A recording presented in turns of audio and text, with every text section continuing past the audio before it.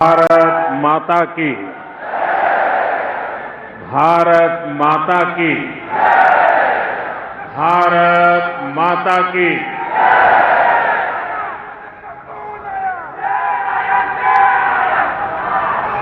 गुजरात के लोकप्रिय मुख्यमंत्री श्रीमान भूपेंद्र भाई पटेल, केंद्रीय मंत्रिमंडल के मेरे साथी सी आर पाटिल, राज्य के उप मुख्यमंत्री भाई हर्ष संघवी, गुजरात भाजपा के अध्यक्ष जगदीश विश्वकर्मा जी, उपस्थित अन्य मंत्रीगण, जनप्रतिनिधिगण और यहां उपस्थित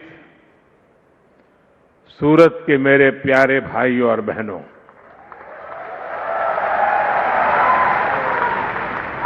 કેમ છો બધા? અને આપણું સુરત મજામાં ને? તું શું લઈ આવ્યો છો ભાઈ?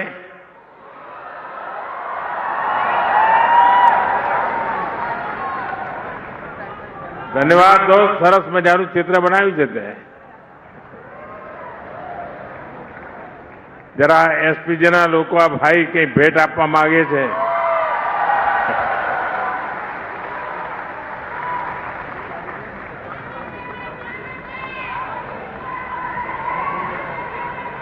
थैंक यू भैया, हमारी टीम ने आपी दो.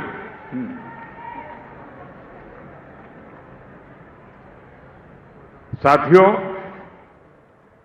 मारी बात शुरू करूं એ પહેલા થોડા દિવસ પહેલા જ મારા એક અનન્ય સાથી, જેમની સાથે મેં વર્ષો સુધી કામ કર્યું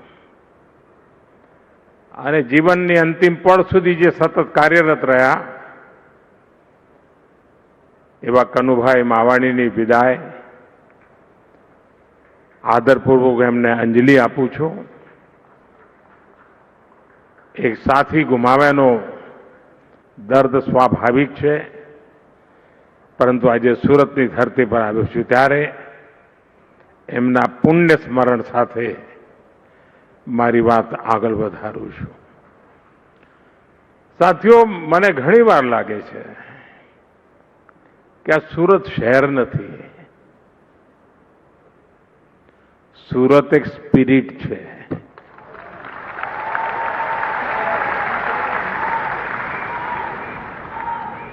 અને આ સ્પિરિટ હોય તો જ પર્યાવરણ દિવસે પ્રત્યેક પરિવારને જોડીને આવા 15,000 પર્યાવરણને સમર્પિત આવા સરસ મજાના પોસ્ટર બનાવીને લોકો લાવ્યા.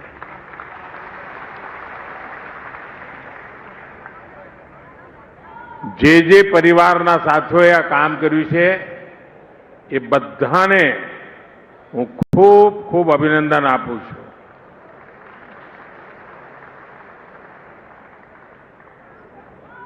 કારણ કે જ્યારે એમણે આ વિચાર કર્યો હશે ને એટલે એમનું મન હવે આ પર્યાવરણની રક્ષા માટે લાગ્યું હશે.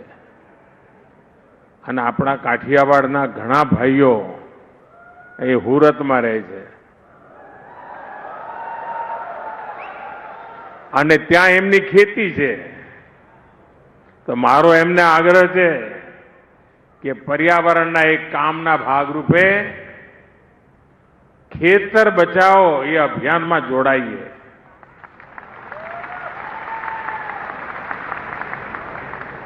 કેમિકલ ફ્રી ખેતી,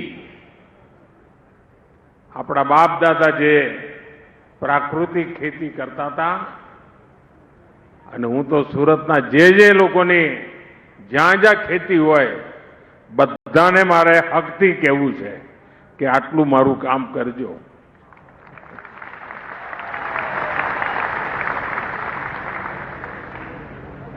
સાથીઓ, અહીંયા બધાએ મારું સ્વાગત કર્યું,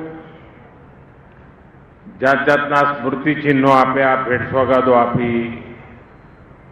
પણ આના કરતા પણ અણમોલ ભેટ સુરતે મને આપી છે. આનાથી પણ અનેક મૂલ્યવાન સુરતનો કચરો મને ભેટ આપ્યો છે. 1 લાખ લોકોએ 5 દિવસ સફાઈનું અભિયાન ચલાવ્યું. મારે માટે આ મોટામાં મોટી સોગાત છે અને આ 1 લાખ લોકોનો અને આખાએ સુરતનો હૃદયથી આભાર માનું છું. લોકોને કેવો પ્રધાનમંત્રી છે, સ્વાગતમાં કચરો મળે એનો ગૌરવ કરી રહ્યો છે. કારણ મારે સ્વચ્છતા એને સંસ્કાર બનાવવાના છે. 1 લાખ લોકોનું જોડાવું એટલે સુરતના 1 લાખ પરિવારોનું જોડાવું. અને આ માત્ર સ્વચ્છતાનું અભિયાન નથી, આ એક પ્રકારે સ્વસ્થ ભવિષ્ય માટેનું સંસ્કાર પર્વ છે. અને એના માટે સુરતના સૌ સાથીઓ ખૂબ ખૂબ અભિનંદનના અધિકારી છે.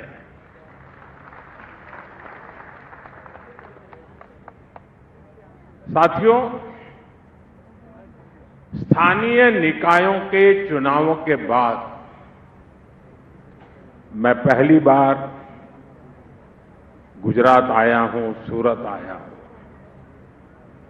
मैं सूरत से पूरे गुजरात के लोगों का वंदन करता हूं, अभिनंदन करता हूं. साथियों, 2.5 दशक से अधिक का समय हो गया है. आप हम सभी को, भाजपा को निरंतर अपना आशीर्वाद दे रहे हैं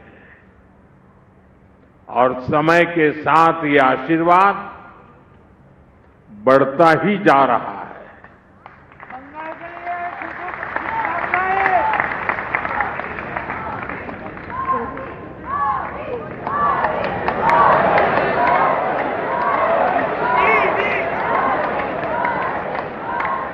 देखिए, एक बेटी आप सबको खींच के ले गई.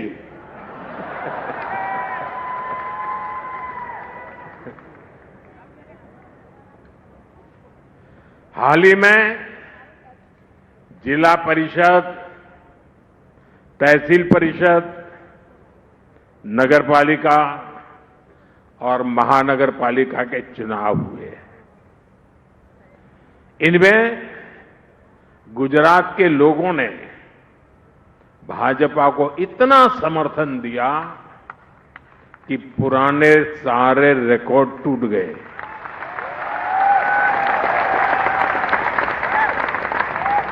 और मैं आज ज्यादा खुश इसलिए हूं कि मेरे रिकॉर्ड भी आप सबने तोड़ दिए.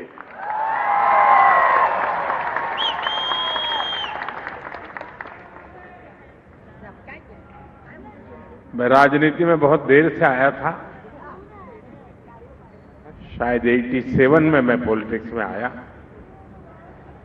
और उसके बाद पहला चुनाव था सूरत, अहमदाबाद कॉरपोरेशन वगैरह का. और पहले चुनाव में हमने भारी विजय प्राप्त किया और तब से लेकर आज तक ये विजय की यात्रा चल ही रही है.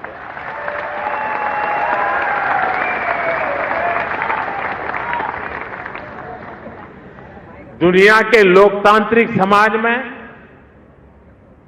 ऐसा कम ही देखने को मिलता है.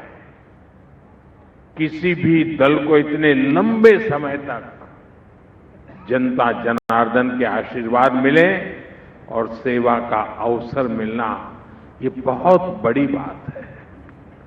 साथियों, यहां सूरत और नवसारी के अनेक चुने हुए जनप्रतिनिधि भी आए हुए हैं. मैं आप सभी को भी बहुत बहुत शुभकामनाएं देता हूं. हम सभी को हमेशा याद रखना है, गुजरात की जनता ने हमारे सेवा भाव को अपना समर्थन दिया है. ये प्रचंड विजय सेवा के इस मिशन को और विस्तार देने के लिए है। हम सभी को अब और भी अधिक परिश्रम करना है। हमारा संकल्प विकसित गुजरात, विकसित भारत, इस संकल्प को सिद्ध करना सेवा के भाव से समर्पित होकर के करना है। जब मैं कहता हूं सूरत एक शहर नहीं, सूरत एक स्पिरिट है, इसके पीछे मेरा कन्विक्शन है। आप कल्पना कर सकते पूरे हिंदुस्तान में जो शहर लगातार स्वच्छता के अवार्ड प्राप्त करता हो, स्वाभाविक उसको मन कर जाएगा यार बहुत हो गया, इतने अवार्ड ले लिए, अब क्या करना है। लेकिन सूरत ऐसा नहीं कर रहा है। वो आज भी सफाई के अभियान को प्राथमिकता देता है। तब मैं कहता हूं सूरत शहर नहीं, सूरत एक स्पिरिट है। साथियों, ये जो हमारा संकल्प है विकसित भारत का, विकसित गुजरात का, ये संकल्प देश के गांव, हर जिले, हर शहर को हम जब विकसित करेंगे तभी सिद्ध होने वाला है। और इसलिए सभी चुने हुए भाजपा जनप्रतिनिधियों की भूमिका बहुत बड़ी है। साथियों, आज का दिन एक और सुखद संयोग का है। आज 5 जून पर्यावरण दिवस है और पर्यावरण दिवस के इस अवसर पर मैं देश के सबसे स्वच्छ शहरों में से एक सूरत में हूं।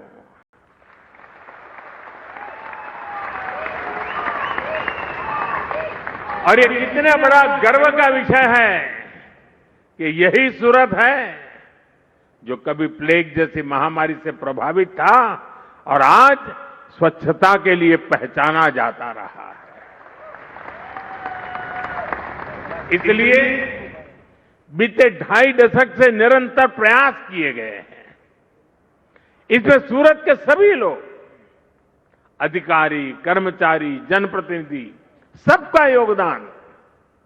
मुझे बताया गया है कि बीते कुछ दिनों में स्वच्छता के लिए विशेष अभियान भी चला है। मैं आप सभी सूरत के वासियों को, अपने त्यार देसी भाषा में सुरतीओं ने, मारा वाला सुरतीओं ने खूब खूब अभिनंदन।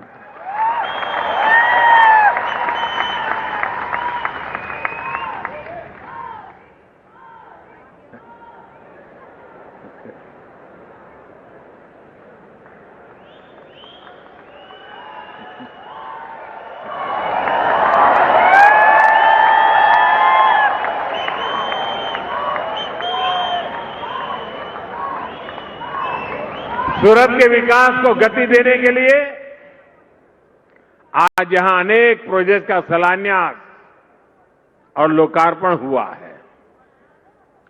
मैं आप सभी को इन प्रोजेक्ट के लिए बहुत बहुत बधाई देता हूं। साथियों, दुनिया अब हरित युग की तरफ,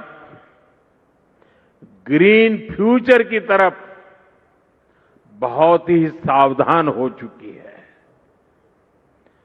धीरे धीरे कदम रखने का प्रयास भी कर रही है। भारत भी ग्रीन ग्रोथ पर बहुत अधिक काम कर रहा है और इसमें भी गुजरात ने बरसों पहले ही तेज कदम उठाने शुरू कर दिए थे। गुजरात राज्य है जिसने इस शताब्दी के प्रारंभ में ही सरकार में क्लाइमेट चेंज का अलग डिपार्टमेंट बनाया था, एक अलग डिपार्टमेंट बनाया था। ऐसी व्यवस्था बनाने वाला गुजरात देश का पहला राज्य था। और जैसा अभी मुख्यमंत्री जी ने जिसका वर्णन किया। गुजरात के अपने पाटण के चारणका गांव में भारत का पहला सोलर पार्क भी बनाया गया था। और एक प्रकार से उस समय तो वो तीर्थ क्षेत्र बन गया था। लोग देखने आते थे कि इतना दूर दूर तक दिखाई दे इतना बड़ा सोलर प्लांट। साथियों, गुजरात में उस समय आप सभी ने जो किया उसने पूरे देश को प्रेरणा दी है। आज भारत प्रकृति के साथ प्रगति का मंत्र लेकर विकास कर रहा है। इकोनॉमी भी, इकोलॉजी भी। और साथियों, सूरत में तो ये प्रत्यक्ष दिखता है। आजकल सूरत की सर्कुलर वाटर इकोनॉमी की बहुत चर्चा होती है। यहां शहर के वेस्ट वाटर को ट्रीट करके इंडस्ट्री को सप्लाई किया जाता है। इससे गंदे पानी का मैनेजमेंट भी हो जाता है और पानी से कमाई भी होती है। बीते 12 वर्षों से देश में वेस्ट टू वेल्थ का एक बहुत बड़ा जन आंदोलन चला है। ये हमारे शहरों की स्वच्छता और उन्हें ग्रीन और क्लीन बनाने में बहुत काम आ रहा है। साथियों, अब प्रयास ये है कि आने वाले कई दशकों तक सूरत के लिए पीने के पानी की पूरी व्यवस्था हो। इसके लिए तापी बराज प्रोजेक्ट स्वीकृत किया गया है। इसके अलावा वाटर मैनेजमेंट और वाटर ड्रेनेज भी सरकार की बहुत बड़ी प्राथमिकता है। आज भी यहां ऐसे अनेक प्रोजेक्ट का लोकार्पण हुआ है। साथियों, सूरत सिर्फ स्वच्छता और सर्कुलर इकोनॉमी तक ही सीमित नहीं है, बल्कि ग्रीन ग्रोथ के दूसरे माध्यमों का भी अभूतपूर्व गति से विस्तार हो रहा है। अब जैसे इलेक्ट्रिक मोबिलिटी है, सूरत ऐसी व्यवस्था बनाने में जुटा है जहां सड़कों पर चलने वाली सारी बसें इलेक्ट्रिक होगी। साथ ही यहां सूरत मेट्रो का भी विस्तार हो रहा है। ये सारे कदम हरित शहर के रूप में सूरत की पहचान को और सशक्त करेंगे। और हां, आने वाले समय में Hazira industrial area green steel के उत्पादन के लिए भी जाना जाएगा। यानी स्टील के प्रोडक्शन में ग्रीन एनर्जी का इस्तेमाल होगा। साथियों, आज दुनिया अभूतपूर्व चुनौतियों के दौर से गुजर रही है। कुछ समय पहले मैंने कहा था कि ये दशक दुनिया के लिए आपदा का दशक सिद्ध हो रहा है। हमने बीते समय में एक के बाद एक वैश्विक आपदाएं देखी है। पहले बहुत बड़ा कोरोना का संकट आया, फिर जगह जगह युद्ध शुरू हो गए, और इतना बड़ा ऊर्जा संकट, इसने पूरी दुनिया को अस्त व्यस्त कर दिया है। दुनिया भर में पेट्रोल की कीमतों में लगातार उतार चढ़ाव हो रहा है। गैस की सप्लाई चेन ध्वस्त हो रही है। लेकिन भाइयों बहनों, मुझे बहुत संतोष है कि 140 करोड़ भारतीयों के साझा प्रयासों से देश ऐसे हर संकट का मजबूती से मुकाबला कर रहा है। इस लड़ाई में आप मेरे साथ है ना? આપણે આ લડાઈ પણ જીતવી છે ને? और साथियों, इसमें भी गुजरात की बहुत बड़ी भूमिका है। बीते वर्षों में गुजरात ने रिफाइनिंग के क्षेत्र में, सोलर और विंड पावर के क्षेत्र में अपना जो सामर्थ्य बढ़ाया है वो देश के बहुत काम आ रहा है। आज भारत की रिन्यूएबल कैपेसिटी 250 गीगावाट है। हमारे देश में कभी मेगावाट से आगे सोचा ही नहीं जाता था। आज गीगावाट की चर्चा हो रही है और इसमें 50 गीगावाट का योगदान अकेले गुजरात का है। 250 गीगावाट में 50 गीगावाट आप सबकी ताकत है ये। यानी देश की ग्रीन एनर्जी का 5वां हिस्सा अकेला गुजरात प्रोड्यूस करता है। सौर ऊर्जा के उत्पादन में गुजरात ने प्रशंसनीय काम किया है और अब जब देश ग्रीन हाइड्रोजन और ग्रीन अमोनिया जैसे क्षेत्रों में काम कर रहा है तो इसमें भी गुजरात का रोल बहुत बड़ा होने वाला है।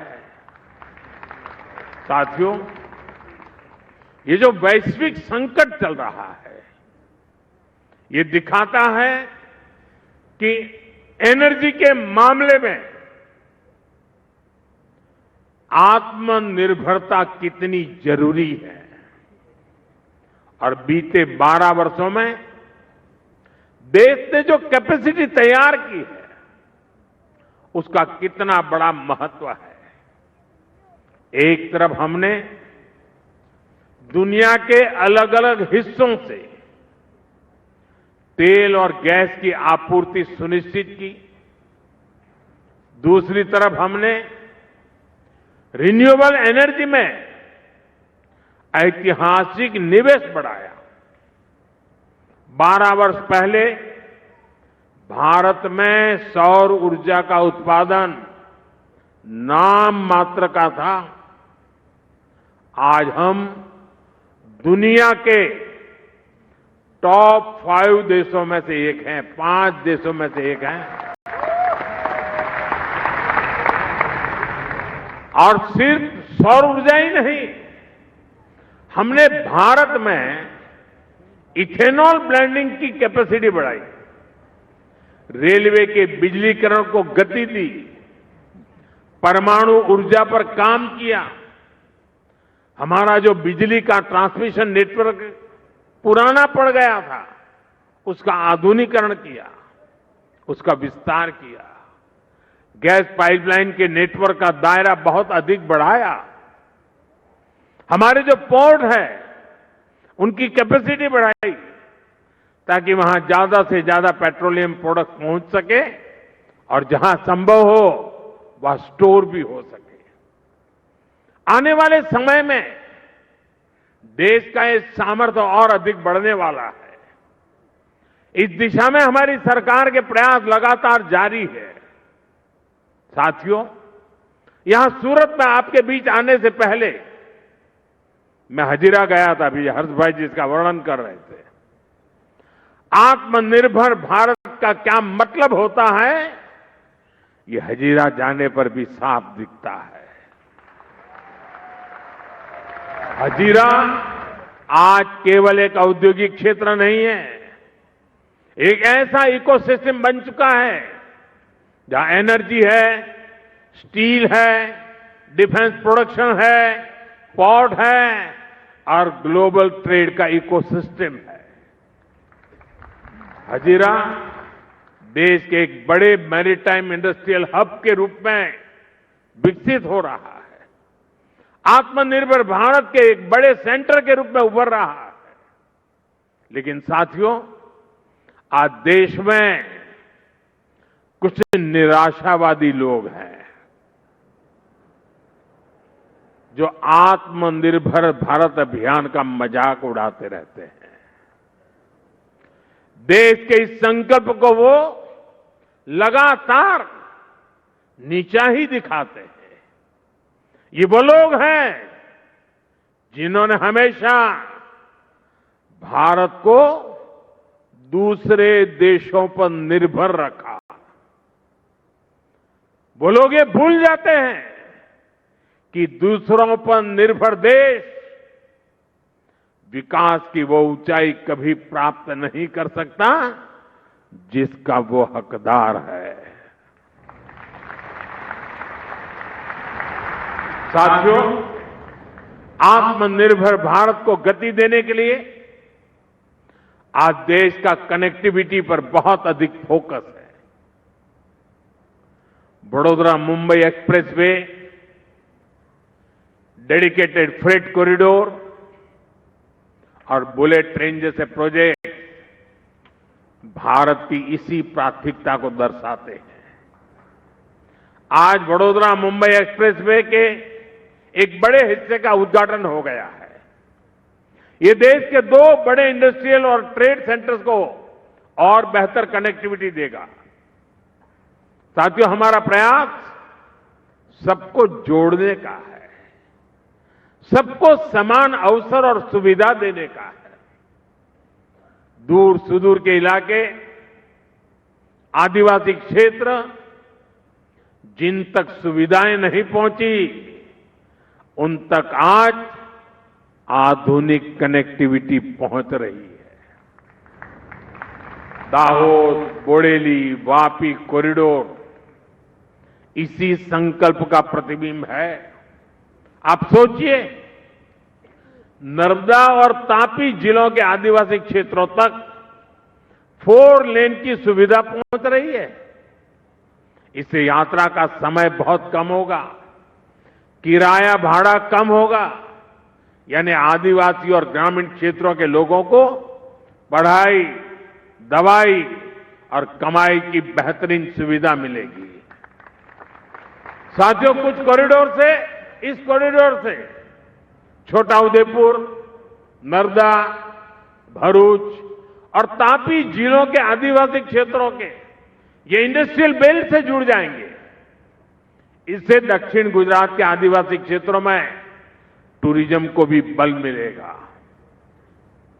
स्टैच्यू ऑफ यूनिटी, सापुतारा और आसपास के पर्यटन स्थलों तक पहुंचना बहुत आसान हो जाएगा। साथियों, आज यहां सूरत में एक आधुनिक ईएसआईसी अस्पताल का भी लोकार्पण हुआ है। यह अस्पताल हमारे श्रमिक भाई बहनों और उनके परिवारों के लिए बेहतर स्वास्थ्य सेवाओं का नया केंद्र बनेगा। दूसरे राज्यों से जो साथी यहां रहने आए हैं, रोजगार करने आए हैं, उन्हें भी इस अस्पताल से बहुत मदद मिलने वाली है। साथियों, हमारी सरकार देश के विकास को सर्वोपरि रखते हुए काम कर रही है और इसलिए देश का भरोसा भाजपा पर है, भाजपा के विकास कार्यों पर है। इसलिए देश की जनता बार बार भाजपा को जनादेश दे रही है। हाल में ही हुए बंगाल के चुनाव,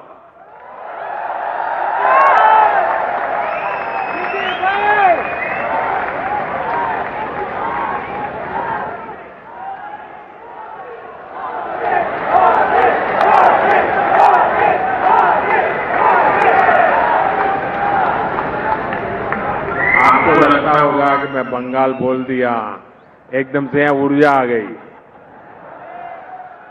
लेकिन मेरा अनुभव था, मैं पिछले दिनों 5 देशों की यात्रा पर था, वहां भी बंगाल बंगाल चल रहा था। हर कोई बंगाल की चर्चा करता था। चुनाव बंगाल के, असम और पुडुचेरी के चुनाव में भाजपा को, एनडीए को बहुत बड़ा जनादेश मिला है। इसके अलावा जो पंचायतों और कॉरपोरेशन के भी चुनाव देश भर में हो रहे हैं, वहां भी बीजेपी को विजय मिल रही है। साथियों, ऐसे हर चुनाव का एक ही मैसेज है, देश अराजकता, अनिश्चितता, और निराशा को पसंद नहीं करता।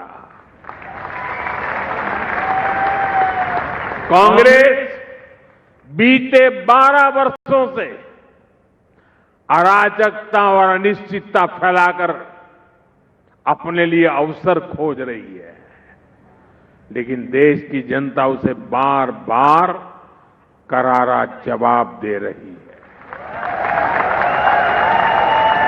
गुजरात के आप लोगों ने तो कांग्रेस को हाशिए पर धकेल दिया है,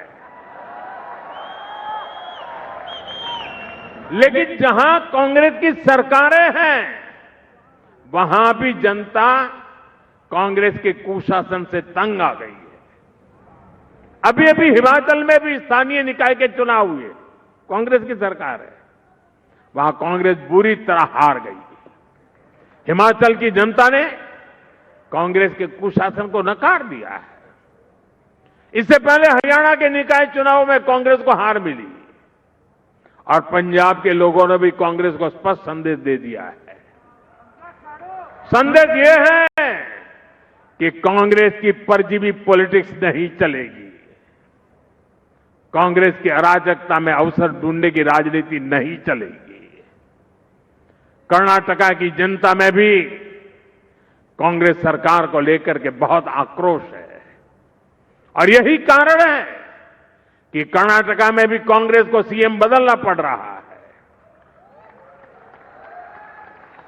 साथियों, भारत नकारात्मकता से कहीं आगे निकल चुका है। यह असीमित आशावाद वाला देश है, अद्भुत आकांक्षाओं से लैस देश है। भारत के नागरिक सपनों से भरे हुए हैं, संकल्पों से भरे हुए हैं और संकल्प को सिद्धि में बदलने के लिए प्रतिबद्ध जनता जनार्दन है। और जब देश की जनशक्ति संकल्पित है तो देश का हर लक्ष्य पा सकता है और यही भारत की ताकत है। आइए हम विकसित भारत के निर्माण को मिलकर एक साथ मिलकर के गति दें। हम सपनों को संकल्प में बदलें और संकल्प को सिद्धि में परिवर्तित करने के लिए अपने आप को झोंक दे। दोस्तों, मैं आपके साथ कंधे से कंधा मिलाकर खड़ा हूं। आप 2 कदम चलेंगे, मैं 3 कदम चलने के लिए तैयार हूं।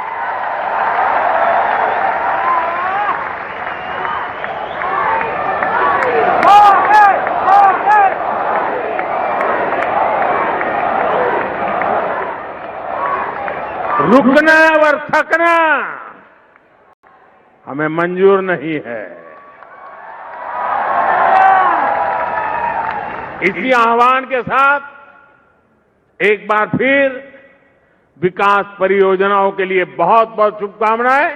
भारत माता की, भारत माता की, वंदे वंदे वंदे वंदे वंदे वंदे वंदे वंदे वंदे वंदे वंदे